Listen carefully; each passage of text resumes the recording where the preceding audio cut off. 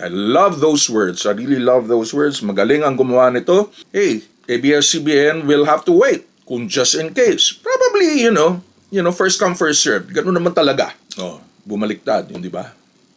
Bakit parang walang Metro Manila? Kaya nga, maswerte na ang It's Showtime. Oy mga kuyakoy, this is Kuya Mike, ang kuya nyo sa Amerika, and this is For the Kuyakoy List.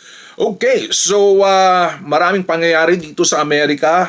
Parang not the best. Alam nyo na yun. Pero, well, we're just trying to go through the first part of the year. Ganun talaga, no? In the Philippines naman, may mga nangyayari din doon. Parang na-impeach na yung Vice President natin dyan sa Pilipinas. So, let's find out kung ano pa ang mangyayari dahil nga may election din kayo dyan. And of course, boboto rin tayo. So, kasama rin tayo dahil citizen din ako ng Pilipinas. So, let's go to our main topic this time. Nakita natin very brisk yung mga pangyayari lalo na sa pag-push ng mga lawmakers na ibalik ang franchise sa ABS-CBN. In the statement of Mr. Barrera, nung nakaraan lang, number one, nagpapasalamat siya sa tulong at nirecognize niya ang mga congressmen na nag-push nga ng panukala for a new franchise.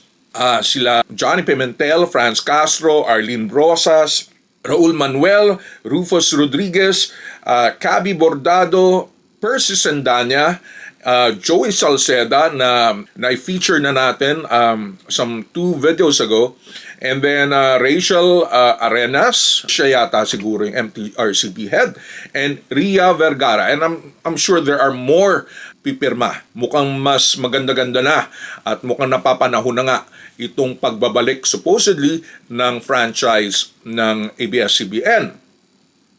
And tama yung sinabi ko that ABS-CBN will always be guided by their mission. Ito nga yung to be in the service of the Filipino people and audiences worldwide. Nilagay na yung audiences worldwide.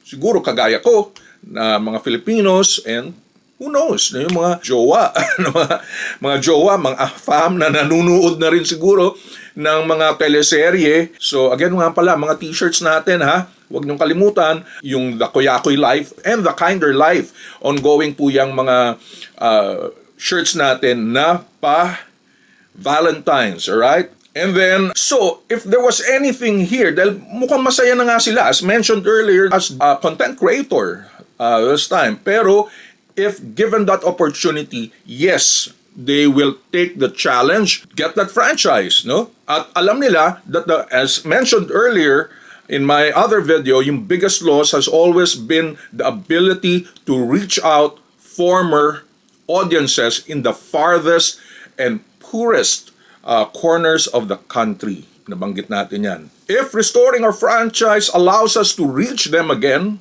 yun ang primordial na essential sa kanila, yung makatulong sa mga tao. However Congress decides, so ABS-CBN is also being realistic.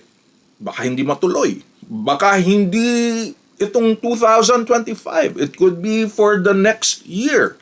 Tuloy pa rin ang misyon ng ABS-CBN to help out and create meaningful stories and being a catalyst of love of country. I love those words. I really love those words. Magaling ang gumawa nito ng kanilang statement. And this is again from Bobby Barrero, Chief Partnership Officer, ABS-CBN Corporation. Natanong kung meron magiging frequency kung maipasa nga ang ABS-CBN franchise. So ito, technicalities na ito. Ang unang nabanggit, and this was in year 2022. And this is from Rappler, can ABS-CBN still get frequencies? Dahil na alam naman natin nakuha ng mga Villar yung kanilang frequency. Kinuha na. I think binigay ng NTC. Hindi binili. Binigay ng NTC yung frequency ng channel 2 and Channel 16 bago yung eleksyon nila or yung between BBM and Leni Robredo. At sinabi ng NTC, maraming nakapila. Hey, ABS-CBN will have to wait kung just in case. Probably, first come, first served. Ganun naman talaga. Pero ngayon, nagbigay ng pahayag ang NTC, National Telecommunication Commission. Tama ba yon? Na there are frequencies na pwedeng mabigyan sila, particularly dun sa mga areas ng mga probinsya, no? And this is very important, no? Yung mga regional na mga channels. Ito talagang, I guess, one of the most important things for the Philippines, particularly sa pagbabalik ng ABS-CBN, na magkaroon ng mga channels, regional channels sa kapuluan natin sa Pilipinas na maaabot ng ABS-CBN o magagamit ng ABS-CBN. So in the event that Congress decides to get a franchise, NTC will be able to grant stations to ABS-CBN specifically in areas where frequencies are available. Oh, bumaliktad, di ba? On the availability of frequencies, mayroon pa naman pong available na frequencies in several areas in the country. Bakit parang wala Metro Manila? Or yung urban? Baka wala na. And one important thing as well, dun sa mga hearings ng Kongreso, is nalaman natin na from PCC, no? I think that is the one that checks on the competition, na parang lumalabas that GMA is dominant. Obviously naman, dominant, no? Pero nagtaka rin ako, no? Ang lakas, sobrang lakas. 92.8, no? And this is during the briefing, PCC Policy and Markets Division Chief Justoni Olivio says that there are competition concerns. Kasi lumalabas na dominant ang GMA. Obvious naman, no?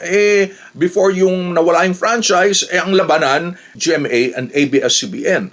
So, parang duopoly. Hindi talaga makaariba yung TV5. So, right now, since nawala ng ABS-CBN, GMA Network is the dominant player in the free TV industry with a market share of 92.8% based on revenue. So talagang siksik. Umaapaw yung nakukuha ng GMA. And yet sinasabi nga pahirapan.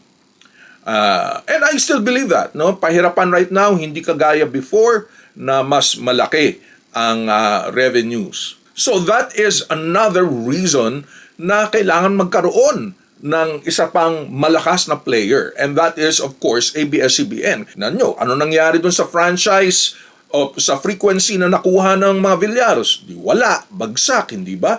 Ito nga TV5 ni Pangilinan, MVP Manny Pangilinan, hindi pa rin makaariba. Sabi nga mga maliliit na block timer, ngayon, hindi na makapasok, even sa GMA. Kaya nga, maswerte na ang It's Showtime.